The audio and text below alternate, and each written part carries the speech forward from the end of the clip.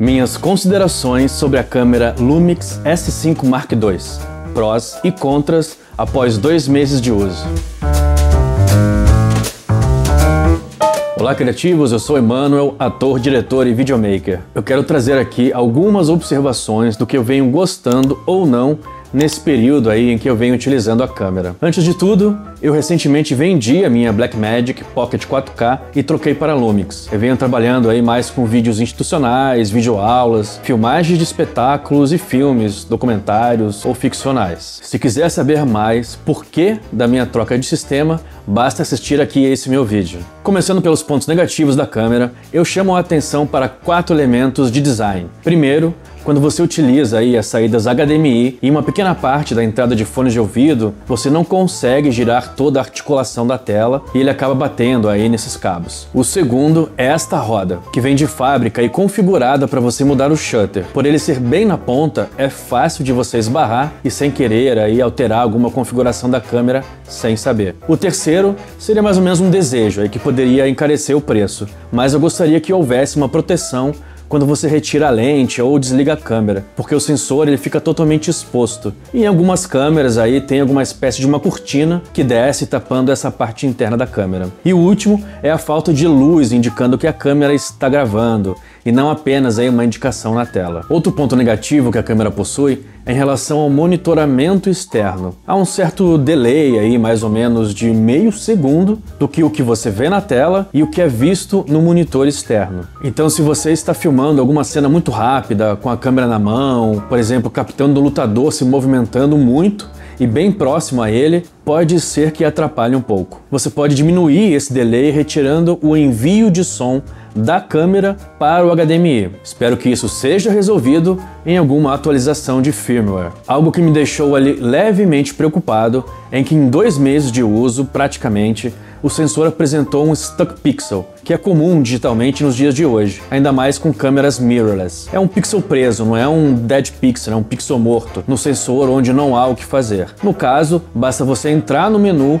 e selecionar aí Pixel Refresh e automaticamente o problema some e tudo fica perfeito. Porém, eu achei um pouco tempo de uso da câmera para logo aparecer esse stuck pixel, e eu já tive isso, com a minha Blackmagic Pocket, porém, dentro de uns 4 anos de uso, eu devo ter feito essa função aí de refresh, sei lá, no máximo umas 4 vezes. Então, eu vou ficar mais atento, pois eu realizei uma gravação sem perceber que estava apresentando este problema e só vi depois, na hora de editar o material. Para algumas pessoas, o slow motion dela pode ser um ponto negativo, uma vez que ao gravar em 4K 60 quadros, tem um crop aí de 1.5 na imagem, APS-C, perdendo um tiquito da qualidade da imagem, mas é praticamente imperceptível. Gravar em 120 quadros por segundo é possível, porém apenas em 1080p, e você perde um pouco da qualidade do autofoco nessa modalidade, mas pelo menos é com o sensor full frame. Então, se você precisa muito aí de slow motion para o seu trabalho, talvez essa não seja uma câmera para você. Uma observação que eu deixo aqui é que se você utiliza a versão gratuita do DaVinci para editar, praticamente você não vai conseguir trabalhar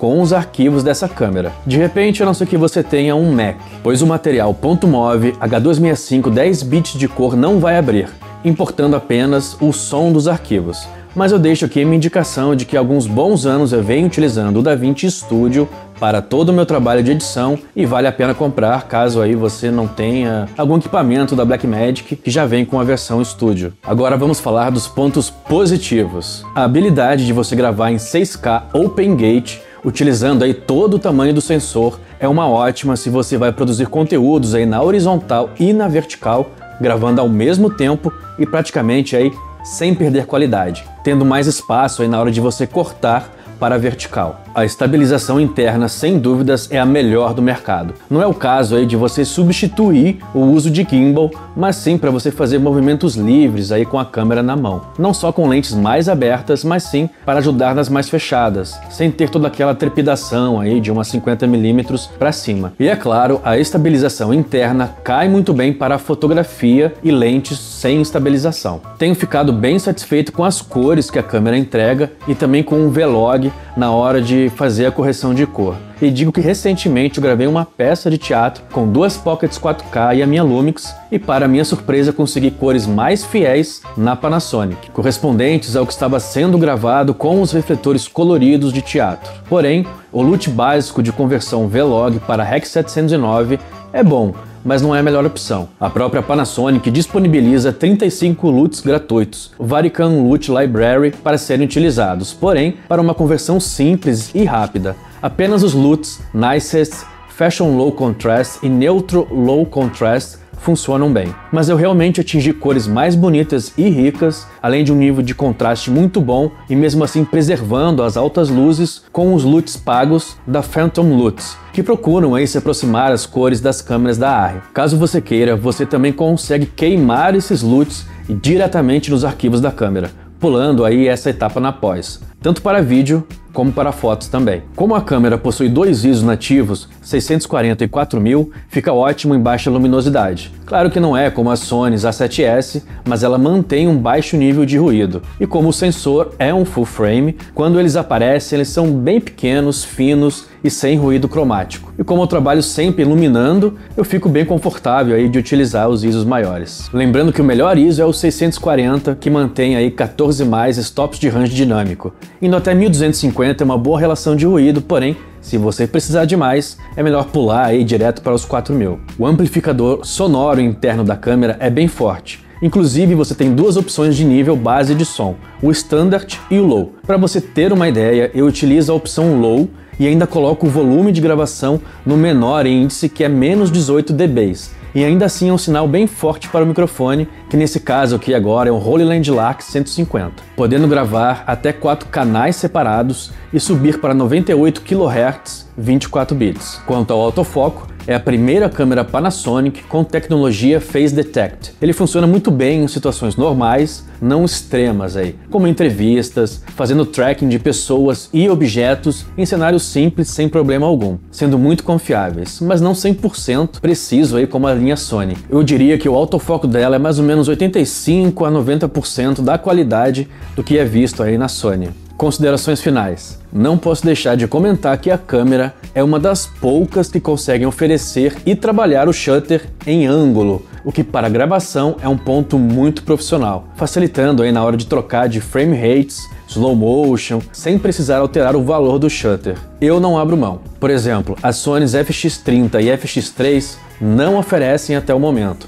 Já as Blackmagic sempre tiveram. Nós temos ferramentas como o Waveform, zebras duplas e Spot Meter para exposição, assim como o Picking para o foco, que é bem certeiro. Linhas guia para diversos formatos de janela e até mesmo soluções anamórficas. O preço dela é bem em conta, comparando aí a todas as funções que ela oferece. A linha de lentes Prime da Panasonic é uma boa combinação e vale ressaltar que elas são bem leves, praticamente aí com o mesmo tamanho e peso, sendo ótimas para você usar em gimbals sem a necessidade de recalibrar e também pesar demais aí para quem utiliza a câmera na mão. A Lumix oferece também a função para você deixar o foco manual das lentes em linear, podendo escolher o quanto você deve girar aí o anel de autofoco para alcançar o menor ou a maior distância focal, 90 a 360 graus para atingir essas distâncias. No meu teste, a bateria original durou 2 horas e 15 gravando em 4K 30p, e os arquivos não são corrompidos ao acabar a bateria ou se você acidentalmente acabar desligando o equipamento. A tela LCD e o viewfinder têm uma ótima resolução, sendo bem fácil aí de enxergar se o foco está certo.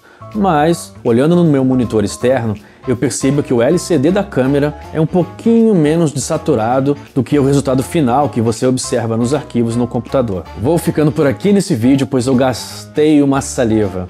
E qualquer dúvida, vocês podem me perguntar aqui nos comentários ou mesmo através do Instagram. Deixa aquela força aí dando uma curtida nesse vídeo, esmagando o botão de notificações e, é claro, se inscrevendo aqui no canal. Não fique parado e...